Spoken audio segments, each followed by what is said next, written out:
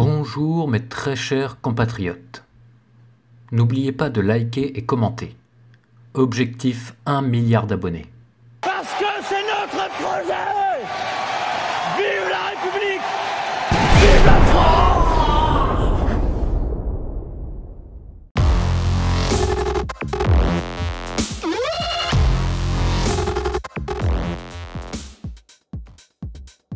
Certaines pratiques sexuelles de l'humain peuvent parfois paraître surprenantes. Bon les filles, vous attachez vos cheveux et vous mettez vos lunettes. Mais vous allez voir que certains animaux ont des comportements sexuels beaucoup plus surprenants. Faisons ensemble un petit tour d'horizon des plus étranges comportements sexuels du règne animal. Oh chérie, viens vite, l'émission sur la sexualité des animaux commence. Connaissez-vous l'argonaute ? Cet étrange mollusque marin se caractérise par un dimorphisme sexuel très marqué. En effet, le mâle est 10 à 15 fois plus petit que la femelle. Sa petite taille fait que le mâle est très impressionné par les femelles, mais il a développé une technique bien particulière pour contrecarrer sa timidité. Il s'approche discrètement de la femelle avant de lui éjecter son pénis détachable à la manière d'un harpon. Ce n'est certes pas très romantique, mais cette technique a un côté ludique indiscutable. Il faut juste savoir bien viser. Coucou. La limace banane, qui doit son nom à sa couleur jaune, possède un pénis qui peut mesurer le double de sa taille. De plus, son pénis est situé sur son cou. À la fois mâle et femelle, les limaces bananes se pénètrent mutuellement lors des rapports sexuels, et il arrive souvent qu'elles restent coincées dans leur partenaire.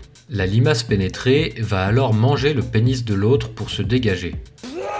Dans le genre dégueulasse, l'acarien Acarophénax triboli met la barre très haut.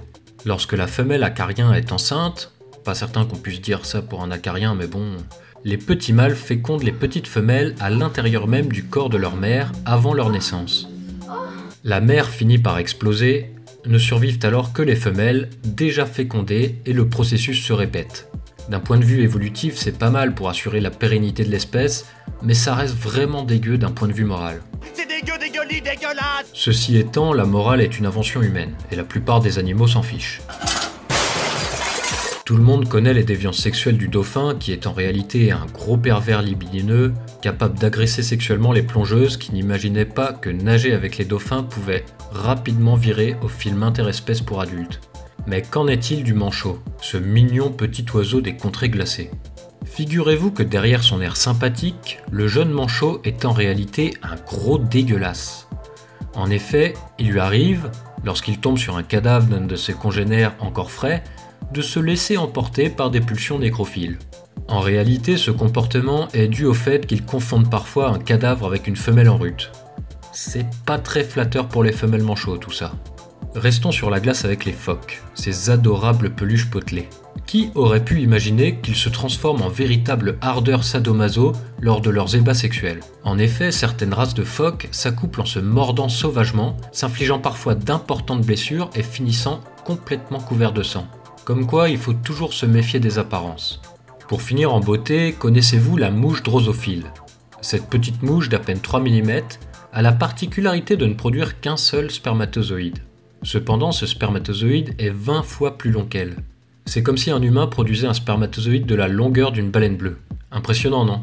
Mais quel est l'objectif d'une telle chose ? Le but du spermatozoïde géant est de remplir complètement l'appareil génital de la femelle afin de ne pas laisser de place à la concurrence d'un autre mâle. Alors si vous pensez que la sexualité de l'humain était parfois étrange, rappelez-vous que nous n'arrivons pas à la cheville de beaucoup d'animaux. Bon, je change de chaîne, il y a l'émission sur les testicules de dinosaures qui va commencer. Alors, ça t'a plu ? Dis-moi ce que tu penses de tout ça dans les commentaires. N'hésite pas à t'abonner et à mettre un petit pouce bleu, ça fait toujours plaisir.